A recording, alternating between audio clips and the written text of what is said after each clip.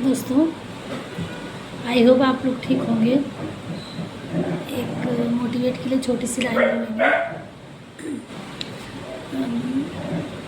Back थोड़ा sound होगा तो उसको इग्नोर करिएगा। एक बार एक छोटी सी स्टोरी कहीं से याद आ गई। एक बार नारद मुनि भगवान श्री विष्णु जी से पूछे, उनके पास गए और बातों बातों में उनसे पूछे कि प्रभु आप हंसते कब, हंसते हैं या नहीं। तो प्रभु ने बड़े सुंदर शब्दों में उत्तर दिया, जी मैं हंसता हूँ। तो कब हंसते हैं? मैं मनुष्य के उन दो बातों पे हंसता हूँ, जब मैं किसी को गिराना चाहता हूँ, जब मैं किसी को गिराता हूँ तो लोग उन्हें संभालते हैं, लोग उन्हें उठाने की कोशिश करते हैं, और जब मैं किसी को उठाता हूँ तो लोग उनको गिराने की कोशिश करते हैं। मैं इसी दो बातों पे हंसता हूँ कि मेरे गिराने और उठाने को भला मेरे गिराने से कौन उठा सकता है, और जो मैं जिसको गिरा रहा हूँ उसको कौन उठा सकता है, जिसको मैं उठा सकता हूँ उसको कौन गिरा सकता है। तो ये मनुष्य की बड़ी विडंबना है कि जिसको भगवान चाहेंगे उठाएंगे उसको कोई गिरा नहीं सकता, लाख कोशिश कर ले, है ना। और एक चीज़ कि अहंकार और आत्मविश्वास, अहंकार और आत्मविश्वास दोनों ही एक ही परिवार के सदस्य हैं, लेकिन दोनों में कितनी फर्क है।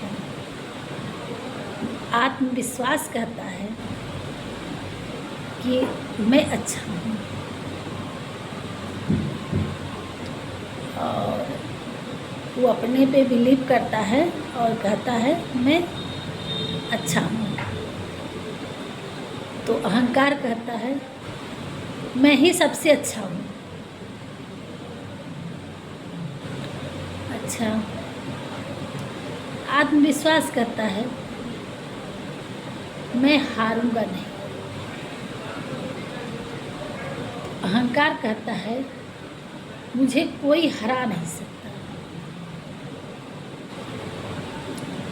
अब देखिए, जब आत्मविश्वास उठता है तो इंसान तो उसकी गूंज सुनाई देती है, कामयाबी की गूंज सुनाई देती है दुनिया में। और जब अहंकार की गूंज उठती है तब उसका पतन हो जाता है। शब्द कैसे बदल जाते हैं, उसका अर्थ कैसे बदल जाता है क्षण भर में। तो ये चीज़ थोड़ा सा इंसान को रखना चाहिए ध्यान कि आत्मविश्वास और अहंकार में कितना अंतर होता है। शब्द, चंद शब्दों की अंतर में, और यहाँ शब्द ही नहीं अंतर होते हैं, इंसान का व्यक्तित्व भी अंतर करता है।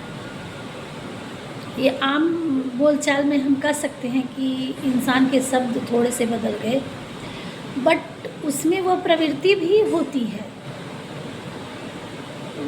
वो प्रवृत्ति ही वो शब्द ले आती है अहंकार का। और जैसी जिसकी प्रवृत्ति होती है वैसा उसका कर्म का फल मिलना निश्चित है। राधे राधे। आई हो आप अपनों का ख्याल रखे होंगे, और हमारे चैनल में पहली बार आए तो सब्सक्राइब कर दीजिएगा, और अपनी राय, अपनी कमेंट ज़रूर डालिएगा।